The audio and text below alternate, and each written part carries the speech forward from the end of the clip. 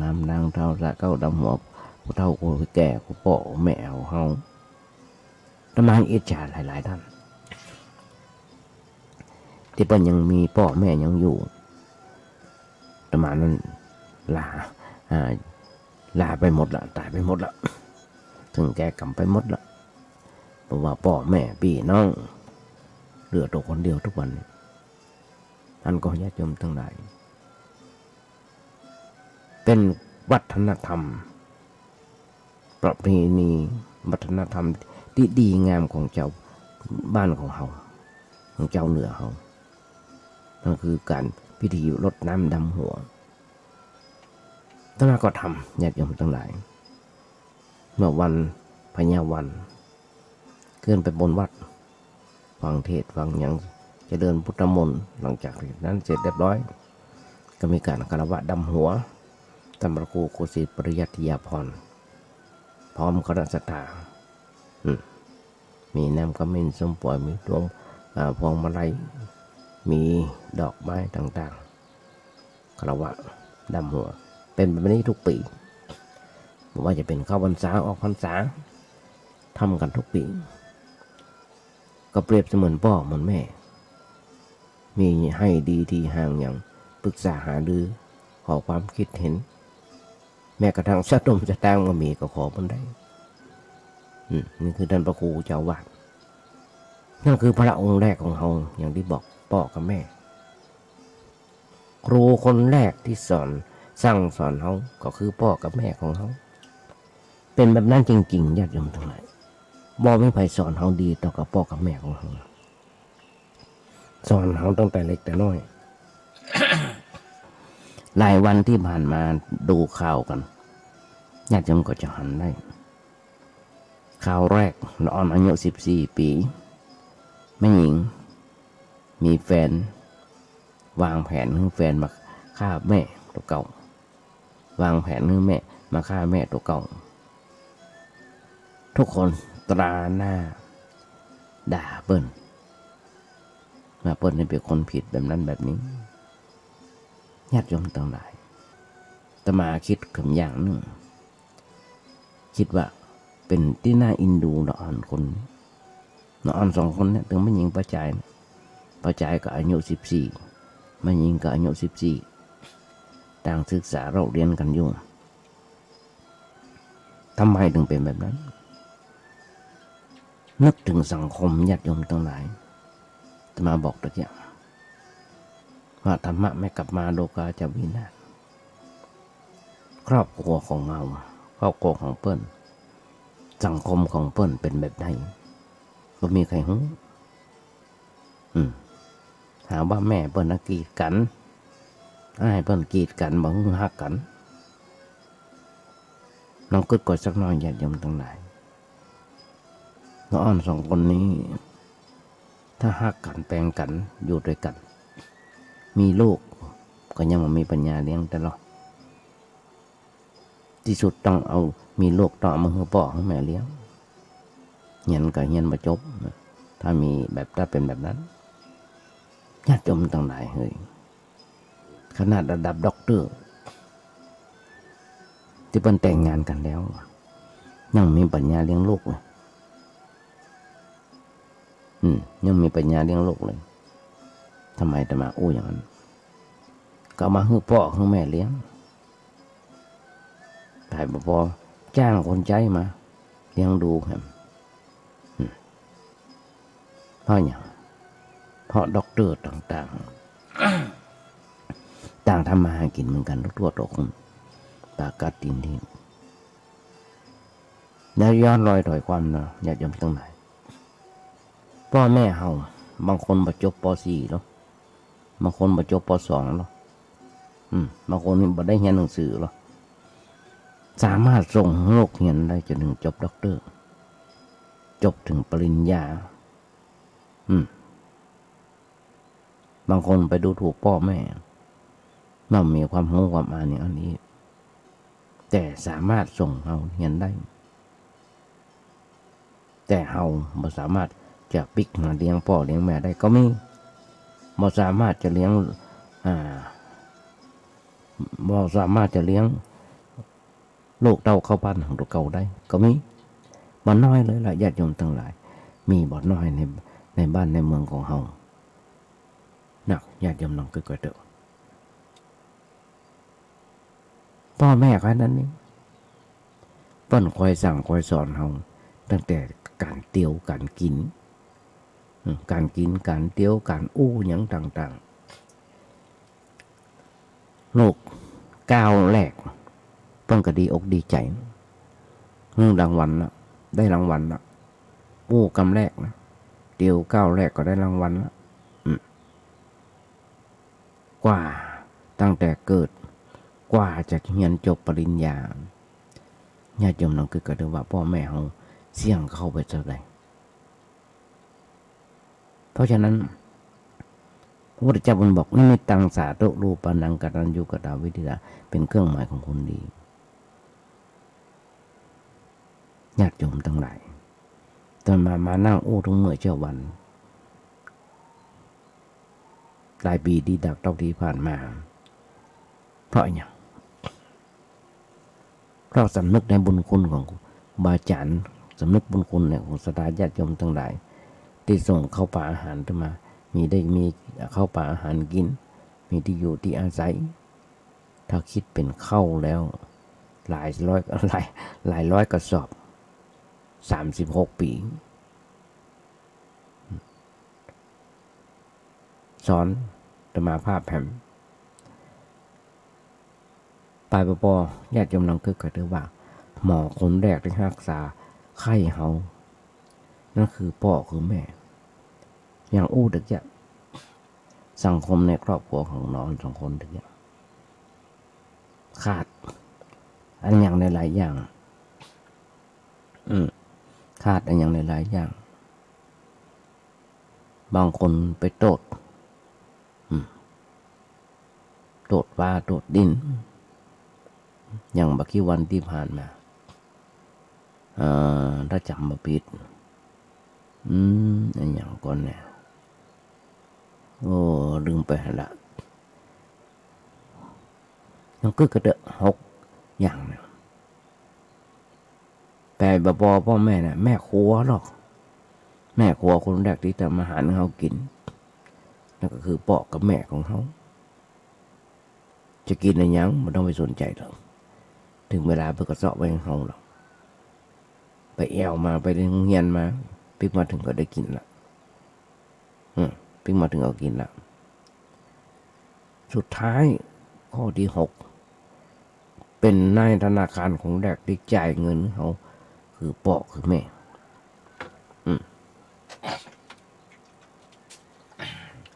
จ่ายเงินให้เขา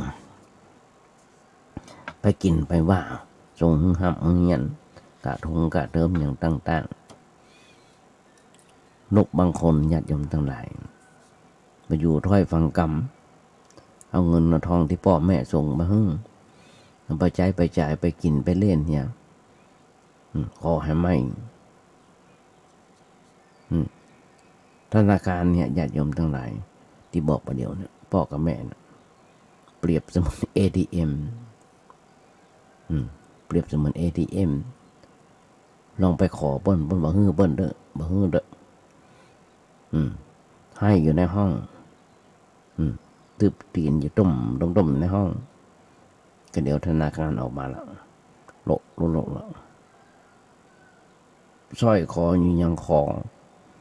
ก็ไปขายไปจำนำแบบนี้เป็นประจำญาติโยมทั้งหลายไผบ่ฮู้กับไผโลกกับบ่ฮู้กับพ่อกับแม่เอาแต่ความหมั่นเงินสันเล้าสนุกทุกเสริญโรคเจ็บไข้ได้ป่วยนอนอยู่โรงพยาบาลไผเพื่อนตัวเก่าที่ฮักที่ชอบกัน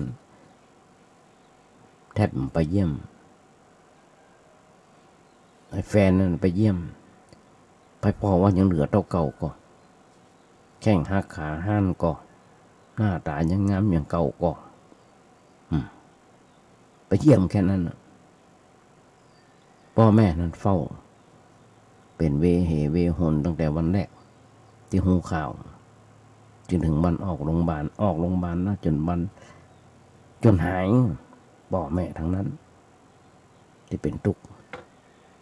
เป็นธนาคารตั้งแต่วันแรก ที่เราเกิดที่เราหูจากขอสตางค์แม่สตางค์พ่อจนถึงจบเป็นด็อกเตอร์ยังต้องขอพ่อขอแม่อยู่ญาติโยมน้องคือกันนะ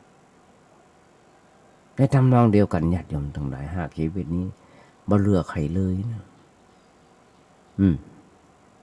พระองค์สุดท้ายครูคนสุดท้ายหมอคนสุดท้าย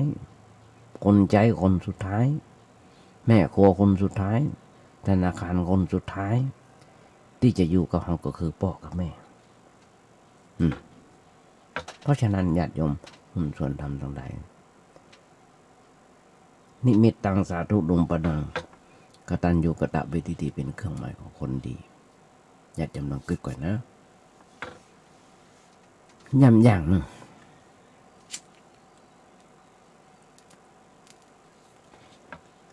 ปีนี้เป็นปี 2565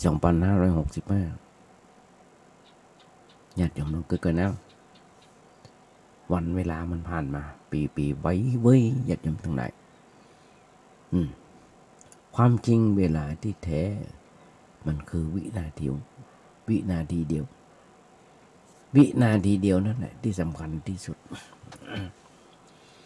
มันผ่านไปอย่างรวดเร็วแล้วก็เป็นนาทีเป็นชั่วโมงเป็นเดือนเป็นปีเรื่อยไปโดยลำดับหมุนเวียนเปลี่ยนแปลงกันไปจนกระทั่งสิ้นเวลาไปพอครบ12 เดือนก็ถือว่าเป็นปีหนึ่งชีวิตของคนเราแต่ละคนญาติโยมทั้งหลายที่ผ่านมาได้รอบปีหนึ่งก็สบายใจละถ้ามากึดหรอญาติโยมทั้งหลายทุกเมื่อเจ้าวันตื่นเจ้ามาในกาปลุกกลิ้งรู้ตัวละว่าตัวเก่ายังมีลมหายใจอยู่ก็ดีใจละก็ดีใจว่ายังมีลมหายใจอยู่จะต้องผ่านไปให้มันได้การเจ็บไข้ได้ป่วยอย่างต่างๆปี 2564 ผ่านไป 2565 กำลังเริ่มเข้ามาได้ 3-4 เดือนปีใหม่เมืองกำลังเริ่มได้มาบักกี่วันความจริงปีเก่าปีใหม่มันก็เหมือนกันญาติโยมทั้งหลายมันเหมือนกันนะบ่ค่อยจะมีอย่างแปลกกันเท่าใดอันอย่างที่เคยอยู่ในปีเก่ามันก็เป็นอยู่กันต่อไปญาติโยมว่าจริงอย่างที่อาตมาว่าก่อน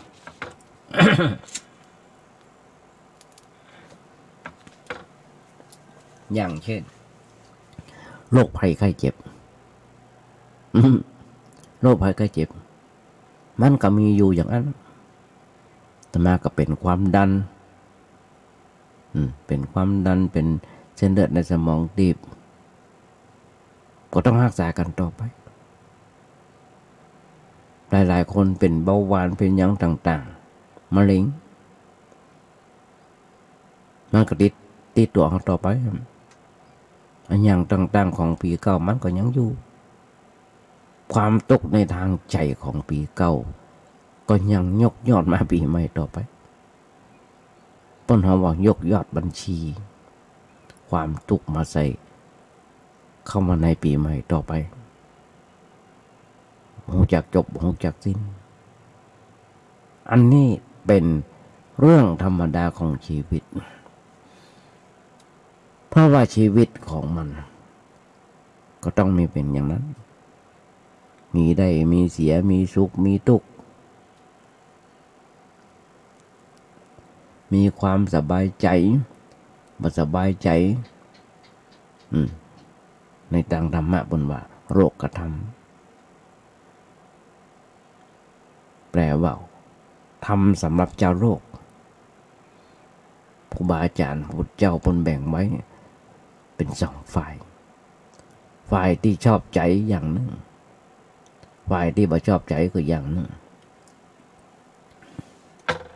ความสุขที่เกิดขึ้นในจิตใจของเราจะอาศัยอันอย่างก็ตามเช่นวัตถุความสุขที่ได้ลาภได้ยศได้รับคำสรรเสริญเราก็มีความสุขใจอันนี้เป็นเรื่องฝ่ายดีฝ่ายพอใจถ้าเกิดมาได้จะมีลาภมียศมีสรรเสริญมีความสุขเสมอไปก็บ่ได้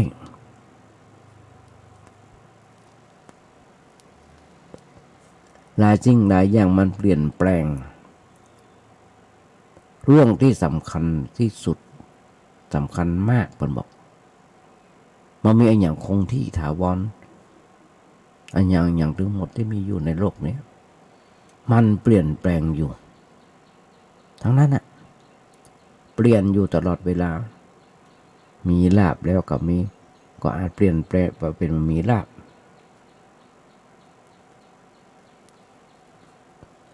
เสื่อมลาภไปได้มียศแล้วเสื่อมยศไปก็ได้มีสรรเสริญก็มีคนนินทาคนไหนชอบใจเฮาไผก็อย่างที่ชอบใจเฮาเปิ้นก็สรรเสริญบางทีต่อหน้าเปิ้นชมพอรับหลังเปิ้นก็ว่าเอาด่าเอาติฉินนินทาเฮาบางทีเฮาก็มีความทุกข์เข้ามาแทรกแซงในวิถีชีวิตของเฮามันเป็นเรื่องธรรมดาเฮาจะต้องรู้กฎธรรมดาของนี่ไว้เพื่อใจเป็นเครื่องมือแก้ไขในเรื่องอะไรอย่างต่างๆที่เกิดขึ้นเช่นเฮาเสื่อมจากลาภไปก็ไปเสียใจเกินไปจะไปเสียใจเกินไปเสื่อมยศก็จะไปเสียใจได้รับการนินทาว่าหายเฮาก็บ่เสื่อมเสียอกเสียใจเกินไปมีอันอย่างก็เป็นความทุกข์เกิดขึ้นอันอย่างพ้องที่มันเป็นความทุกข์ที่มันเกิดขึ้นในวิถีชีวิตของเฮาก็บ่เสียใจแต่เรื่องอย่างนั้นมันนักเกินไปนึกแต่เพียงว่ามันเป็นเรื่องธรรมดาที่จะเกิดขึ้นกับเฮาแล้วมันก็บ่ได้อยู่เหมือนเฮาก็มากึดแบบนี้ทบทวนดูเรื่องหลายๆอย่างหลายๆเรื่องที่ผ่านมาว่าเฮาจะประสบทั้งได้ทั้งเสียทั้งสุขทั้งทุกข์ทั้งดีทั้งชั่วทั้งความเสื่อมความเจริญทั้งน้ำตาทั้งเสียงหัวเราะมันสลับสับเปลี่ยนกันอยู่ตลอดเวลาในปีหนึ่งที่มันมาถึงที่มันผ่านมาและจะมาถึงมันก็เหมือนกันญาติโยมทั้งหลายอันยังมันก็เป็นในรูปเดียวกันแต่เฮาบอกคนจะมันซ้ำกันอยู่ในรูปอย่างนั้นเรื่องที่ควรมามันซ้ำในชีวิตคือเรื่องอะไรนั่นคือเรื่องความทุกข์อย่าให้มันซ้ำอย่าให้มันทุกข์ซ้ำเปิดห้องกับว่าซ้ำแล้วซ้ำแผมอยู่ตลอดเวลาญาติโยมลองคิดก่อนนะcall center หรือว่าที่เขาโทรศัพท์เข้ามาในมาหาเฮามาจุมาหลอกเฮาตั้งแต่ว่าเฮาเป็นหนี้บัตรเครดิตพวกมีการส่งของอย่างต่างๆปล้นบางคนปล้นจับปล้นยับได้จากต่างประเทศปิกเข้ามาบ้านของเฮา หาว่าปล้นถูกหลอกไปให้เป็นcall centerเพื่อไปจุ ปิกก็มาจุคนไทยของเขาโทรศัพท์ปิกมาจุของเขาหมู่คนไทยของเขามีได้หันถึงวันมันได้พอบางคนเสียเงินเป็นล้านๆเสียคนบางคนเสียไป10 ล้านกับล้านเสียเงินเสียทองเสียเวลานักถาประบ้านเพราะฉะนั้นญาติโยมทั้งหลายฟังแล้วจะไปให้มันเป็นซ้ำต่อไปบางคนญาติโยมทั้งหลายเจ้าหน้าที่ตำรวจเปิ้นไปจับไปยับได้มาต่ำกว่า2 ครั้งหรือ3 ครั้งขึ้นมายังถูกยังหาว่าเปิ้นหลอกไปอยู่ญาติโยมน้องก็เกิดนะทำไมมาถึงซ้ำแบบนั้นความทุกข์เรื่องความทุกข์เป็นเรื่องที่แก้ได้มันจะว่าเป็นเรื่องที่แก้บ่ได้เช่นในรอบปีที่ผ่านมาเอาคนคิดว่าจะอยู่อย่างใดถึงจะมีความสุขใจมีความสงบใจ บ่มีความวุ่นวายบ่มีปัญหาเกิดขึ้นในใจในสิ่งหลายอย่างการอยู่ที่จะบังมันเป็นทุกข์ญาติโยมทั้งหลายอาตมาขอบอกต้องอยู่อย่างผู้ประพฤติธรรมประพฤติธรรมะอย่างเดียวที่ท่านธรรมะอย่างเดียวตอนที่เราจะที่มันจะช่วยแก้ไขปัญหาชีวิตทำให้เรามีความก้าวหน้ามีความเป็นอยู่สะดวกสบายอันนั้นก็คือต้องเป็นไปตามสมควรแก่ฐานะถึงต้องอาศัยการประพฤติธรรมอันเนี้ยเป็นสิ่งจำเป็นสำหรับชีวิตของเราแต่ละคนซึ่งในบทเรียนที่ผ่านมาที่ปีที่ผ่านมาเขาก็พอหันว่าอันยังเป็นอันยังทีนี้เราต้องหลีกเลี่ยงจากสิ่งเหล่านั้นมาสร้างบทเรียนให้มันซ้ำลงไปแบบเก่าที่เราเคยกระทำมาแล้วแต่เราจะต้องสร้างบทเรียนใหม่สร้างชีวิตใหม่อย่าให้ประวัติศาสตร์มันซ้ำรอยเดิมในเรื่องของความทุกข์ความเดือดร้อนในชีวิตประจำวันอย่างเช่นญาติโยมทั้งหลายท่านปีที่ผ่านมาเมาติดยกติดยาอย่างต่างๆถ้าเราได้เบาวางได้มันก็จะสุข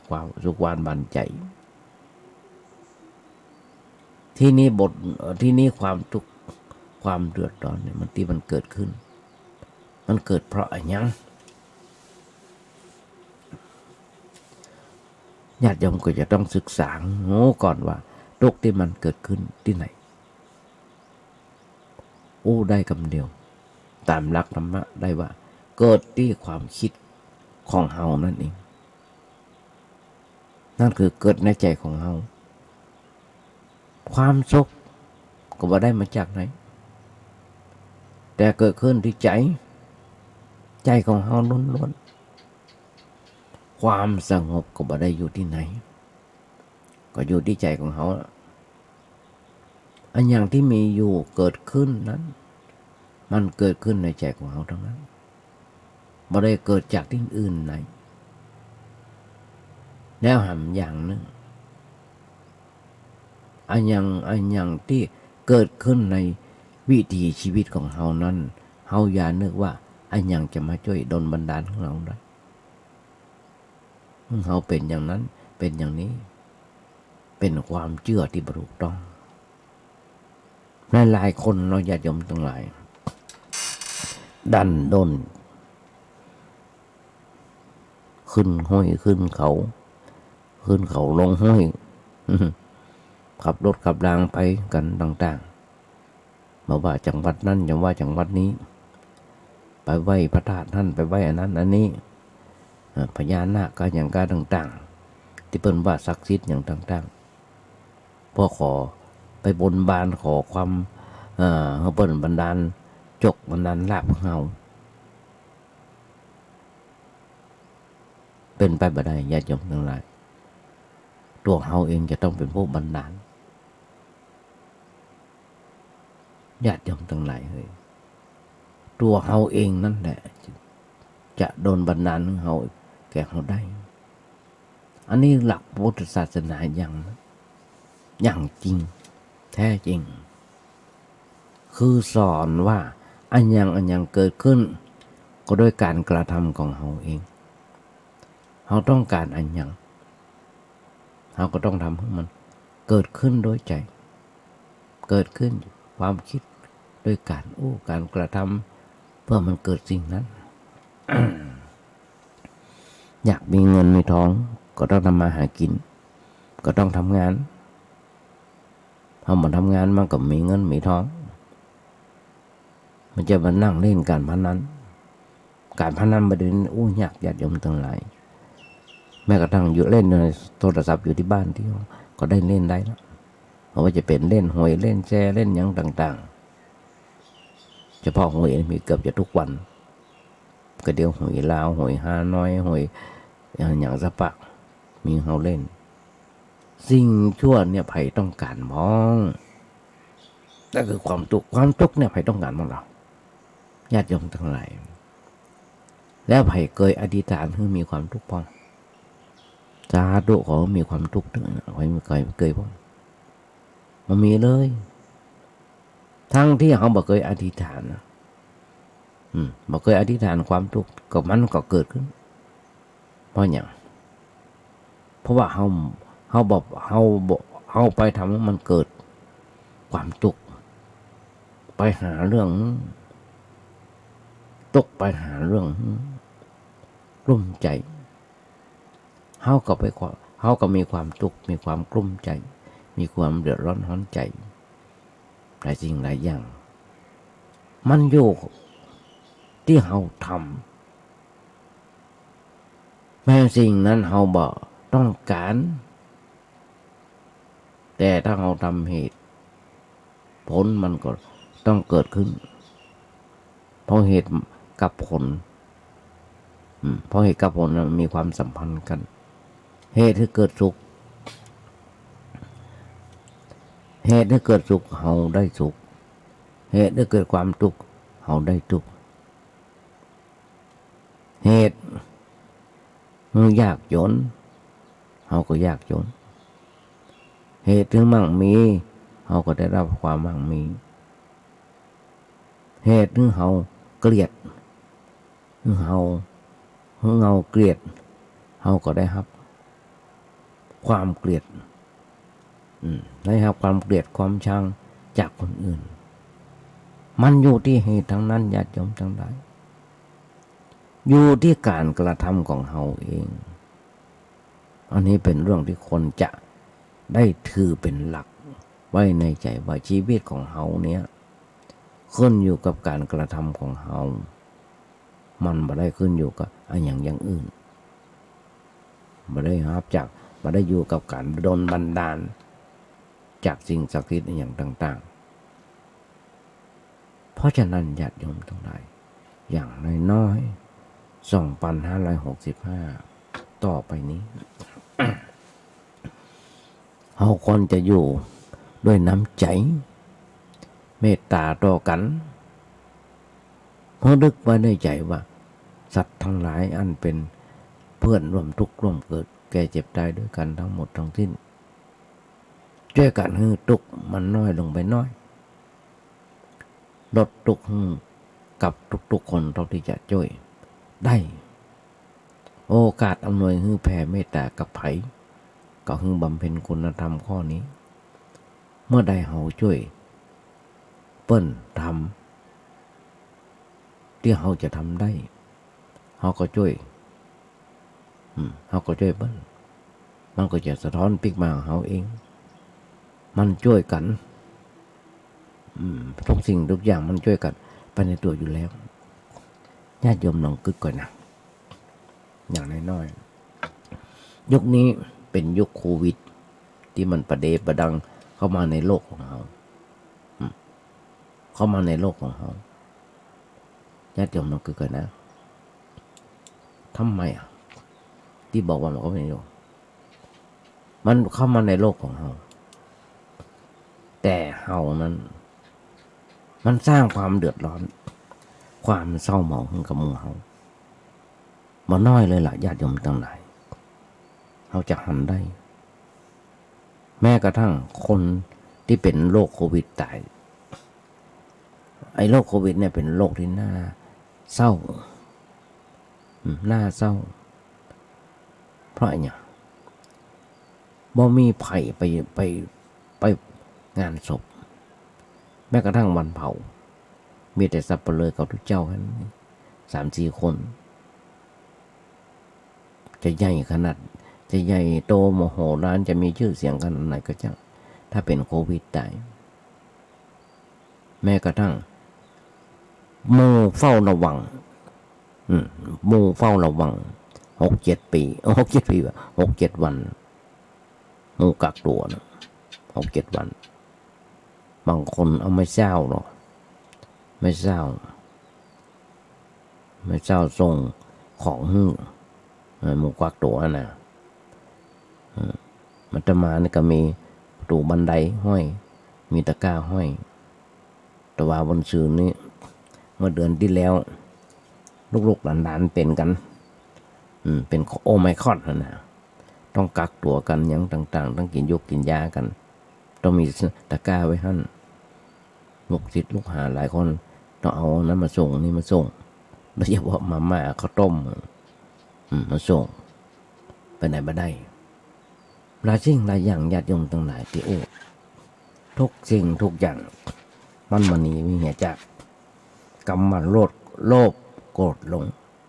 ญาติโยมทั้งหลายน้องกึกเกิดแต่คนของทุกเมื่อเช้าวันกิเลสในใจมีเป็นล้านกิเลสในใจของคนเขานะมีเป็นล้านแต่เงินในธนาคารเหลือ200บางคนเหลือ100 เดียวเพราะฉะนั้นญาติโยมทั้งหลายพออันยังจะพอในด้านเดียวจะพอในเหรียญมี2 ด้านญาติโยมทั้งหลายในทางพุทธศาสนาป้อมมีหลักคำสอนว่าพออย่างทุกสิ่งทุกอย่างตามที่มันเป็นจริงตามที่มันเป็นจริงความจริงของสิ่งนั้นมันเป็นอย่างใดเขาก็พอหันชัดในสิ่งนั้นในขณะใดที่เขาพอหันสิ่งนั้นชัดเจนแจ่มแจ้งมันเป็นความจริงความหลงมันมีญาติโยมทั้งหลายความหลงมันมีจึงบอกญาติโยมเป็นประจำ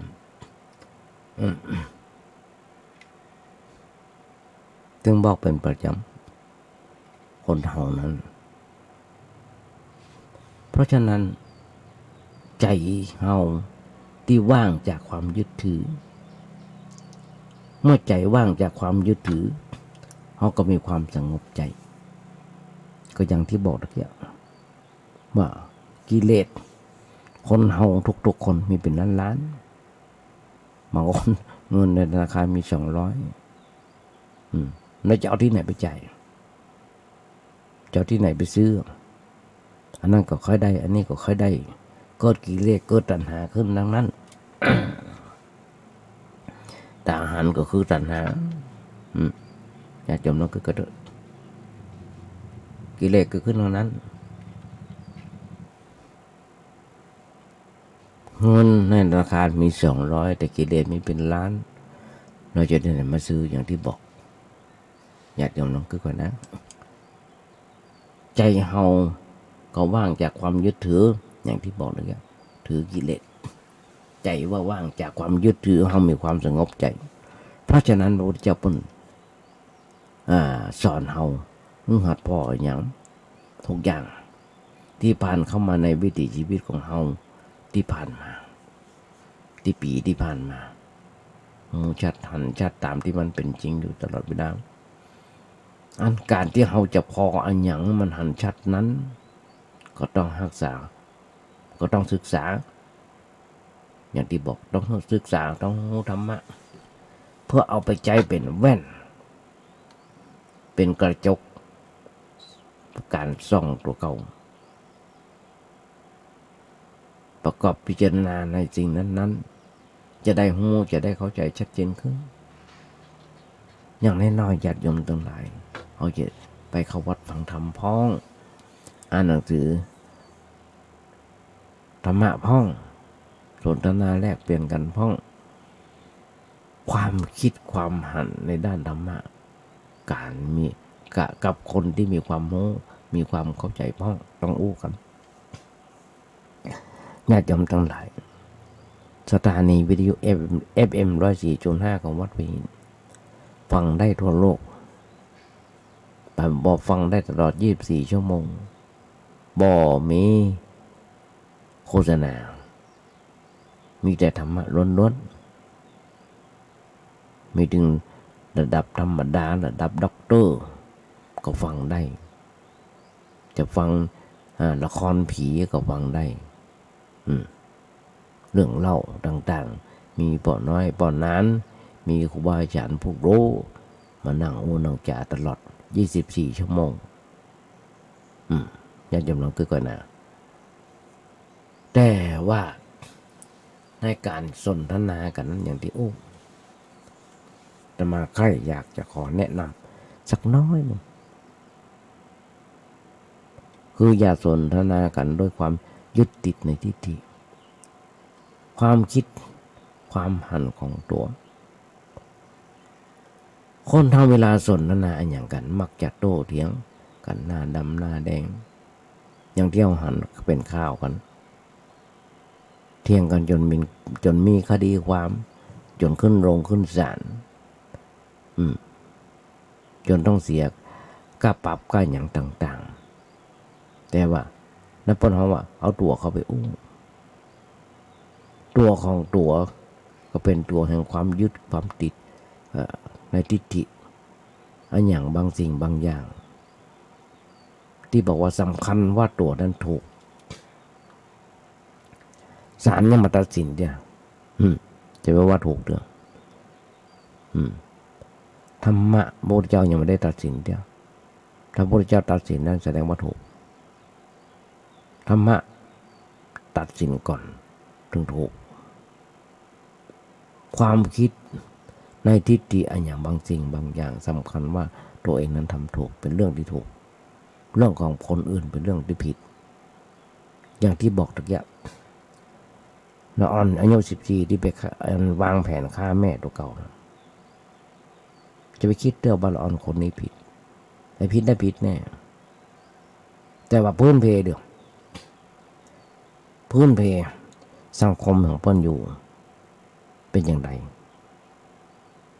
ต้องย้อนรอยถอยความไปดูชีวิตในครอบครัวของเปิ้นว่ามันเป็นอย่างไรน้าอ่อนเปรียบเสมือนผ้าขาวท้องสียังไปแต้มมันก็จะเป็นสีตามนั้นเหมือนกันน้าอ่อนทุกคนอยู่ในสังคมอย่างไรอยู่ในสังคมที่ฟอนเฟะมีแต่เรื่องอบายมุข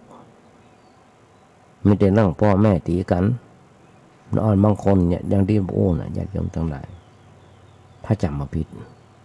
พ่อแม่เลิกกันแล้วหรือพ่อแม่พ่อตายไปแล้วน่าอ่อนไว้บางคนไม่ใช่อย่างอันญาติโยมทั้งหลายบางคนเอาลูกไปขว้างหันได้ถึงวันญาติโยมทั้งหลายหันได้ถึงวันเอาโลกเกิดโลกมามีปัญญาเลี้ยงเอาลูกเปิ้นไปขว้างตำทางขยะพ้องอย่างพ้องต่างๆหันถึงวันต้องพ่อข่าวด้วยหันถึงวันนี่คือสังคมของประเทศไทยของเขาจะโทษเราอย่างเดียวก็ไม่ได้เขาจะโทษคนอื่นนั่นคือโทษตัวเก่าคือโทษสังคมนั้นมีทั้งดีและไม่ดีมีทั้งดีและไม่ดีพระพุทธเจ้าของเราเปิ้นแนะนำในเรื่องอะไรอย่างอาตมาเป็นประจำญาติโยมทั้งหลายพระพุทธเจ้าเปิ้นบอกภิกษุทั้งหลายเมื่อเธอได้ฟังอะไรอย่างฟังไผ่ก็ตาม อู้อะไรอย่างเกี่ยวกับธรรมะเกี่ยวกับข้อวัดปฏิบัติ อย่าคัดค้านแล้วอย่ายอมรับในเรื่องนั้น ทำไมพระเจ้าบนวางหลักไว้สองอย่างญาติโยมทั้งหลายอย่าคัดค้านแล้วก็อย่ายอมรับทันทีบนบอกว่าฟังไว้แล้วเอาไปพิจารณาด้วยปัญญาของเก่าตัวเก่าเปรียบเทียบกับสิ่งนั้นเปรียบเทียบกับสิ่งที่เขาเคยรู้เคยเข้าใจถ้าสิ่งนั้นมันเข้ากันได้กับเรื่องที่เคยเรียนเคยศึกษาก็ยอมรับในสิ่งนั้นได้แต่ถ้าหากว่าเราไปคิดไปไตร่ตรองโดยอุบายที่แยบคายแล้วแต่มันยังเข้ากันมาได้กับมันอย่างต่างๆในหลายสิ่งหลายอย่างเราก็จะต้องไปยึดในความคิดความหันนั้นการสนทนากันในแง่อย่างนี้ในเรื่องบ่มีการเรื่องกันทะเลาะวิวาทบาดหมางกันเขาจะหันได้ญาติโยมทั้งหลายอาตมาก็ถึงบอกญาติโยมทั้งหลายว่าเฮาบางครั้งโต้เถียงกันผิดมองผิดข้องมองใจกันจนชนิดที่ว่าจนต้องขึ้นโรงขึ้นศาลกันหันกันอยู่ทุกเมื่อเช้าวันอาตมาก็ญาติโยมทั้งหลายที่อยู่ที่มาบ่สำคัญก็ที่ไปที่ไปบ่สำคัญก็ต้องที่อยู่อดีตมาจากไหนบ่สำคัญเท่ากับที่เป้าหมายจะไปไหนเป้าหมายที่จะไปบ่สำคัญเท่าสภาวะที่เป็นอยู่ปัจจุบันหากปัจจุบันมันดีย่อมลบล้างอดีตที่ผ่านมาได้พ้องถ้าปัจจุบันดีอนาคตย่อมดีเมื่อปัจจุบันดีวันตั้งหน้ามันจะมีแต่อดีตที่ดีๆเพราะฉะนั้นปัจจุบันเลยสำคัญที่สุด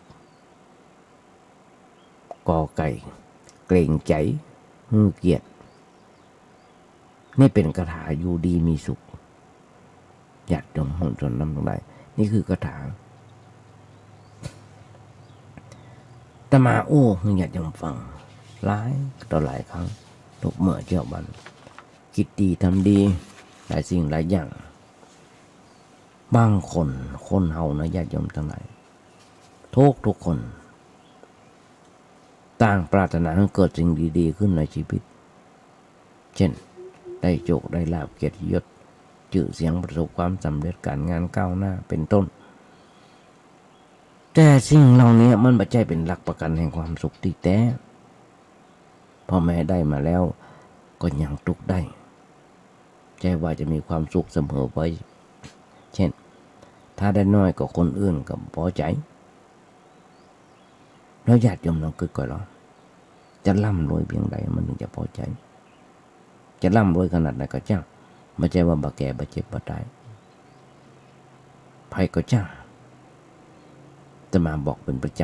ำกูเป็นประจำว่ามีเงินเป็นร้อยหมื่นล้านตายไปเอาไปไม่ได้สักอย่างมีรถราคาแพงๆกี่ละร้อยกันก็ช่างเขาขับได้แค่กันเดียววันละกันแค่นั้นครั้งละกันแค่นั้นจะมีเตียงนอนอันนุ่มอย่างไรก็ช่างกว้างใหญ่หนาขนาดได้ก็ช่างก็นอนได้แค่แผ่นหลังแค่นั้นเองความสุขที่แท้มันขึ้นอยู่กับการวางใจอย่างถูกต้องวางใจเป็นบอกว่าอันอย่างจะได้ภัยจะได้หนักกว่าเขาก็ยังมีความสุขเพราะพอใจในสิ่งที่มียินดีในสิ่งที่ได้และแม้จะประสบความผันผวนต้นแปรในชีวิตอย่างใดอย่างเดียวเนี่ยโควิดเข้ามาไปไหนบ่ได้มันปรวนแปรในชีวิตอย่างใดก็จะไปวันไหวทำใจมันเป็นปกติเพราะเรารู้ดีว่ามันเป็นธรรมดาของชีวิตใจที่พอเป็นและหันตรงนั่นคือหลักประกันแห่งความสุขที่แท้โควิดเข้ามาในบ้านในเมืองของเราถ้าบ่ไปมั่วสุมบ่ไป ในทางเปิ้นบอกอย่างนะอบายมุขต่างๆทางอบายมุขเปลี่ยนปากทางแห่งความชิบหายครับพับเด็กบ้านอย่างต่างๆอันม่อนงันสันเรายาป่าปิ้งงดได้ก็หึงงดเป่าได้ก็หึงเบา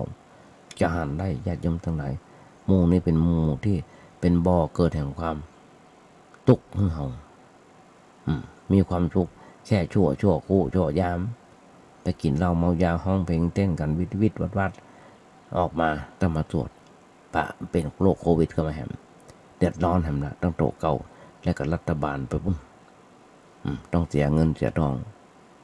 เพราะฉะนั้นญาติโยมทั้งหลายมาเหลียวบอกเวลาจะหมดแหมละต้องฝากไว้ก่อนญาติโยมทั้งหลายไปกับม่อนไปนั่งรับหูรับตาไปบุญตาขึ้นมาพอนาฬิกาเวลาจะหมดแล้วถ้ามาที่เห็นได้ต้องนำรายการนี้จากญาติโยมไปแล้วก่อนนำรายการนี้จากไปญาติโยมทั้งหลายธรรมาภาพขอเอางานบุญงานกุศลให้ญาติโยมฟังสักหน่อยซึ่งทางวัดประแดงของเฮาญาติโยมทั้งหลายโดยที่ท่านพระครูโคสิทธิ์ปริยัติยาภรณ์เจ้าวาดวัดประแดงพร้อมคณะศรัทธาและคณะวิศวกรรมมหาวิทยาลัยเชียงใหม่มีการก่อร่างห้างแปลงซ่อมแซมเสนาสนะกำแพงก็ดีอย่างก็ดีหลายสิ่งหลายอย่างก็ได้สำเร็จลุล่วงไปหลายอันหลายอย่างแต่ว่าก็ยังพอมีเรื่องที่จะต้องไปแปลงต่อไปหันก็ขอบอกบุญญาติโยมทั้งหลายใครติดตามข่าว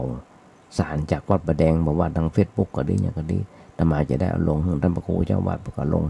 เพราะว่าความก้าวหน้าไปถึงไหนแล้วก็ยังมีหำนักหลายอันหลายอย่างก็บอกบุญญาติโยมทั้งหลายใครอยากจะร่วมทำบุญส่วนตันทุกอย่างญาติโยมทั้งหลายว่าอิฐก็ได้หินอิฐสีไม้ก็ดีสีก็เอาบอกโทรศัพท์ไปถามท่านพระครูเจ้าวาดได้เมื่อบ่มีอยู่ว่า0818815690